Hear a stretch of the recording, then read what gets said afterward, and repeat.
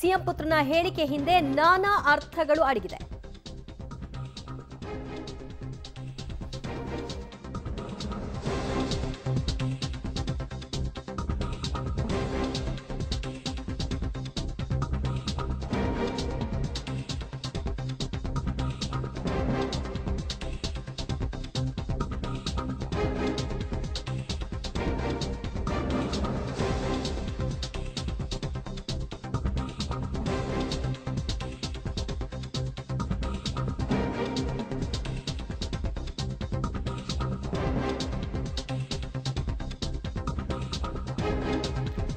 ಯತೀಂದ್ರ ಸುಳಿವು ಕೊಟ್ಟದ್ದು ಮುಖ್ಯಮಂತ್ರಿ ಮುಂದಿನ ಹಾದಿ ವಿಚಾರವಾಗ ಅಥವಾ ಅಹಿಂದ ನಾಯಕತ್ವದ ಮುಂದಿನ ಜವಾಬ್ದಾರಿ ವಿಷಯವಾಗ ಪವರ್ ಶೇರಿಂಗ್ ಗದ್ದಲದ ವೇಳೆಯಲ್ಲೇ ಡಾಕ್ಟರ್ ಯತೀಂದ್ರ ಸ್ಫೋಟಕ ಹೇಳಿಕೆಯನ್ನು ಕೊಟ್ಟಿದ್ದಾರೆ.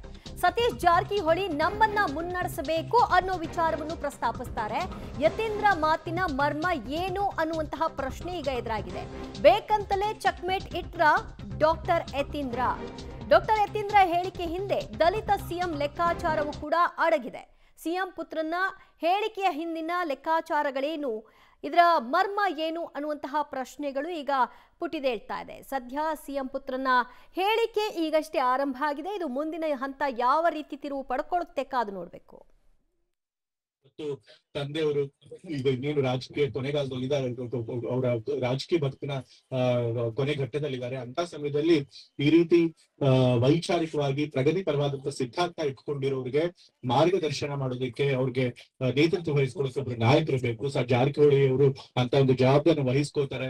ಕಾಂಗ್ರೆಸ್ ಪಕ್ಷ ಸಿದ್ಧಾಂತ ನಂಬಿಕೆ ಇಟ್ಕೊಂಡಿರುವಂತ ಎಲ್ಲ ರಾಜಕಾರಣಿಗಳಿಗೆ, ಯುವ ನಾಯಕರಿಗೆ ಅವ್ರು ಮಾದರಿಯಾಗಿ ನಮ್ಮನ್ನು ಮುನ್ನಡೆಸ್ತಾರೆ ಅನ್ನೋ ಒಂದು ನಂಬಿಕೆ ನನಗಿದೆ.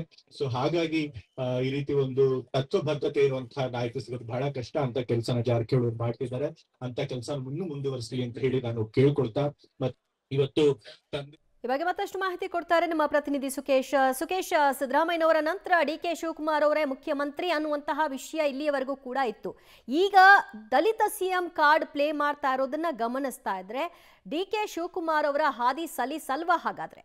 ಖಂಡಿತ ಈ ಮಾತುಗಳು ನಾನಾ ಅರ್ಥಗಳನ್ನ ಕೊಡುತ್ತೆ ದಿವ್ಯ ಜ್ಯೋತಿ, ಅದರಲ್ಲಿ ಯಾವುದೇ ಅನುಮಾನಗಳಿಲ್ಲ. ಯಾಕಂದ್ರೆ ಅವರು ಮುನ್ನಡೆಸಬೇಕು ಅನ್ನುವಂಥದ್ದು ಅಥವಾ ವೈಚಾರಿಕ ಬದ್ಧತೆ ಇರುವಂತವರು, ಸಿದ್ದರಾಮಯ್ಯ ಅವರ ರೀತಿಯಲ್ಲೇ ವೈಚಾರಿಕ ಬದ್ಧತೆ ಇರುವಂತ ನಾಯಕ, ಅವರೆಲ್ಲವನ್ನು ಮುನ್ನಡೆಸಬೇಕು ಅನ್ನುವ ಮೂಲಕವಾಗಿ ಅವರ ನಾಯಕತ್ವಕ್ಕೆ ಜೈ ಅನ್ನುವಂಥ ದಾಟಿಯಲ್ಲಿ ಸಿದ್ದರಾಮಯ್ಯ ಅವರ ಪುತ್ರ ಯತೀಂದ್ರ ಸಿದ್ದರಾಮಯ್ಯ ಅವರ ಮಾತ್ರ ಸಹಜವಾಗಿ ಮುಖ್ಯಮಂತ್ರಿಗಳ ಪುತ್ರ ಮಾತನಾಡಿರೋದ್ರಿಂದ ಇದು ಸಾಕಷ್ಟು ಮಹತ್ವವನ್ನು ಪಡೆದುಕೊಳ್ಳುತ್ತೆ. ಜೊತೆಗೆ ಇದು ಸಂದರ್ಭ ಯಾವುದು ಅದು ಕೂಡ ಮುಖ್ಯವಾಗುತ್ತೆ.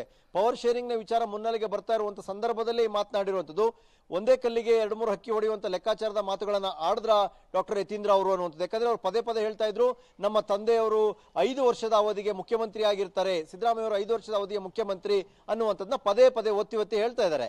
ಅಂದ್ರೆ 5 ವರ್ಷದ ಮುಖ್ಯಮಂತ್ರಿ ಅಂದ್ರೆ ಆ ನಂತರದ ನಾಯಕತ್ವವನ್ನ ಸತೀಶ್ ಜಾರಕಿಹೊಳಿ ಅವರು ವಹಿಸ್ತಿ ಅನ್ನುವಂಥ ಲೆಕ್ಕಾಚಾರನ, ಅಥವಾ ಪವರ್ ಶೇರಿಂಗ್ ಅನಿವಾರ್ಯತೆ ಸೃಷ್ಟಿ ಆದ್ರೆ ಆ ಹಂತದಲ್ಲಿ ಹೆಸರು ಮುನ್ನೆಲೆಗೆ ಬರ್ಲಿ ಅನ್ನುವಂಥ ಲೆಕ್ಕಾಚಾರನ, ಅಥವಾ ಅಹಿಂದ ನಾಯಕತ್ವ ಯಾರು ಅನ್ನುವಂಥ ಮುಂದೆ ಅನ್ನುವಂಥ ಪ್ರಶ್ನೆಗೆ ಅವರ ಜೊತೆಗೆ ನಡೆದು ಬಂದಂತ ಸತೀಶ್ ಜಾರಕಿಹೊಳಿ ಅವರು ಹೇಗಿದ್ರು ಇದ್ದಾರೆ, ಅವರ ಹಿರಿತನ ಇದೆ, ವೈಚಾರಿಕ ಬದ್ಧತೆ ಇದೆ, ಅವರಿಗೆ ನಾವಂತೂ ಜಯಂತಿ ಅನ್ನುವಂಥ ಲೆಕ್ಕಾಚಾರನ, ಆ ಸಂದೇಶವನ್ನು ರವಾನಿಸುವ ಪ್ರಯತ್ನನ, ಹೀಗೆ ಸಹಜವಾದ ಕುತೂಹಲಗಳು ಪ್ರಶ್ನೆಗಳು ಹುಟ್ಟುತ್ತೆ. ಅವೆಲ್ಲದರ ಮಧ್ಯೆ ಸದ್ಯಕ್ಕೆ ಪವರ್ ಶೇರಿಂಗ್ ನ ವಿಚಾರ ಮತ್ತು ಒಂದ್ ಕಡೆ ಡಿಕೆ ಶಿವಕುಮಾರ್ ಅವರು ಸತೀಶ್ ಜಾರಕಿಹೊಳಿ ಅನ್ನುವಂಥ ಒಂದು ಜಟಾಪಟಿಯ ಪಕ್ಷದ ವೇದಿಕೆಯಲ್ಲಿ ಇರೋದ್ರಿಂದ ಈ ಒಂದು ಮಾತು ಅಷ್ಟೇ ಮಹತ್ವ ಮತ್ತು ಕುತೂಹಲನ ಮೂಡಿಸುತ್ತೆ. ಸಿಎಂ ರೇಸಿಗಾಗಿ ಹೇಳಿದಂತ ಹೆಸರ ಅಥವಾ ಪವರ್ ಶೇರಿಂಗ್ ನ ವಿಚಾರದಲ್ಲಿ ಇರ್ಲಿ ಅಂತ ಒಂದು ರಾಜಕೀಯವಾದ ದಾಳವನ್ನ, ಒಂದು ಚೆಕ್ಮೇಟ್ ಅನ್ನ ಯತೀಂದ್ರ ಅವರು ಯೋಚನೆ ಮಾಡಿ ಉರುಳಿಸಿದ್ರ ಅನ್ನುವಂತ ಸಹಜ ಕುತೂಹಲ ಹುಟ್ಟಾಕುತ್ತೆ ದಿವ್ಯ ಜ್ಯೋತಿ. ಥ್ಯಾಂಕ್ ಯು ಸುಕೇಶ್ ನಿಮ್ಮೆಲ್ಲ ಮಾಹಿತಿಗೆ. ಈ ಹಿಂದೆ ಸಿದ್ದರಾಮಯ್ಯನವರು ಮಾತನಾಡಿದಂತಹ ಸಂದರ್ಭದಲ್ಲಿ ನಾನು ಚುನಾವಣಾ ರಾಜಕೀಯದಿಂದ ನಿವೃತ್ತಿ ಪಡ್ಕೊಳ್ತೀನಿ, ಆದರೆ ರಾಜಕೀಯದಿಂದಲ್ಲ ಅಂತ ಹೇಳಿಕೆ ಕೊಟ್ಟಿದ್ರು. ಅದಾದ ಸ್ವಲ್ಪ ದಿನಗಳ ನಂತರದಲ್ಲಿ ಅವರು ಇನ್ನೊಂದು ಟ್ವಿಸ್ಟ್ ಕೊಟ್ಟಿದ್ರು, ಮುಂದಿನ ಬಾರಿಯೂ ನಾನೇ ಮುಖ್ಯಮಂತ್ರಿ ಆಗಬಹುದು ಅನ್ನುವಂತಹ ರೀತಿಯಲ್ಲಿ. ಈಗ ಯತೀಂದ್ರ ಸಿದ್ದರಾಮಯ್ಯ ಅದೆಲ್ಲಕ್ಕೂ ಕೂಡ ಕ್ಲಾರಿಟಿ ಕೊಡುವ ಹಿಂಟನ್ನು ಕೊಡ್ತಾ ಇದ್ದಾರೆ. ಯಾಕಂದರೆ ಸಿದ್ದರಾಮಯ್ಯನವರ ರಾಜಕೀಯ ಕೊನೆಗಾಲ ಅನ್ನುವಂತಹ ವಿಚಾರವನ್ನು ಪ್ರಸ್ತಾಪ ಮಾಡ್ತಾ ಈ ಕಡೆ ಸತೀಶ್ ಜಾರಕಿಹೊಳಿ ಅವ್ರಿಗೂ ಕೂಡ ಜೈ ಅನ್ನೋ ಮೂಲಕವಾಗಿ ಮುಂದಿನ ಮುಖ್ಯಮಂತ್ರಿಗಳನ್ನ ನೀವು ಆಯ್ಕೆ ಮಾಡೋದೇ ಆದರೆ ದಲಿತ ಮುಖ್ಯಮಂತ್ರಿಯನ್ನಾಗಿ ನೀವು ಆಯ್ಕೆ ಮಾಡಬೇಕು ಅನ್ನುವಂತಹ ಒಂದು ಕೂಗು ಎದ್ದೇಳುವ ರೀತಿಯಲ್ಲಿ ಒಂದು ಕರೆಯನ್ನು ಕೊಟ್ಟಂತೆ ಇದು ಪರೋಕ್ಷವಾಗಿ ಕಾಣಿಸ್ತಾ ಇದೆ. ಇದು ಆರಂಭ ಅಷ್ಟೇ. ಇದು ಮುಂದೆ ಯಾವ ತಿರುವನ್ನ ಪಡ್ಕೊಳ್ಳುತ್ತೆ ಅನ್ನೋದನ್ನ ನೋಡಬೇಕು. ಈ ಮೂಲಕವಾಗಿ ಡಿಕೆ ಶಿವಕುಮಾರ್ ಅವರ ಆಸೆಗೆ ನೀರೆರೆಯುವಂತಹ ಕೆಲಸವನ್ನ ಆರಂಭ ಮಾಡಿರೋ ಹಾಗೆ ಕಾಣಿಸ್ತಾ ಇದೆ. ಈಗ ಸಿದ್ದರಾಮಯ್ಯನವರ ಬಣ ಇನ್ನಷ್ಟು ಆಕ್ಟಿವ್ ಆಗೋ ಸಾಧ್ಯತೆ.